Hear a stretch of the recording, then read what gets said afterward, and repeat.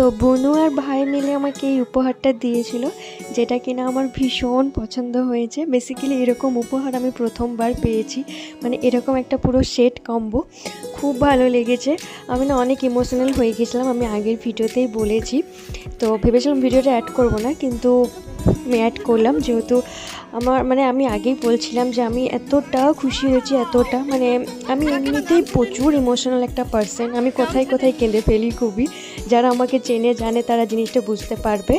তো এরকম একটা উপহার পেয়ে না আমি সত্যি মানে শুধু উপহার না, এত সুন্দর একটা সারপ্রাইজ আর এরকমভাবে সেলিব্রেশন আমার কাছে সত্যি খুবই মেমোরেবল। সেজন্য কুকি দেখো সাইড থেকে মাকে বলছে, কাকিমা গামছা এনেছে তো, গামছা। খুব বদ মেয়েটা। তো মা বলছে আজকে দিন আর কাঁদতে হবে না, চলো। তো এই যে আমি উপহারগুলো না ভালো করে দেখার সময় পাইনি, মানে ওই যে রাতেই দেখেছিলাম, তারপর থেকে পরীক্ষার কারণে এত ব্যস্ত হয়ে গেছিলাম যে শান্তিতে একটু দেখতেও পাইনি যে কী আছে। তো এই তো তারপর আমি ভালো করে পরের দিনে দেখেছিলাম। তো অনেক কিছু ছিল, তোমাদেরকেও দেখালাম কী ছিল। আমার না ভীষণ ভালো লেগেছিলো। আমার পার্সোনালি এই সেটটা তো আমার খুবই ভালো লেগেছিলো। এরকম একটা জুয়েলারি আমার ভীষণ ভীষণ ভালো লেগেছে। আর শাড়িটাও দেখো, শাড়িটার সম্বন্ধে কী আর বলি, মানে জাস্ট ওয়াও একেবারে। আমি খুব শীঘ্রই পরবা, তোমাদেরকেও দেখাবো। তোমাদের কেমন লাগলো তোমরা অবশ্যই জানিও। টাটা।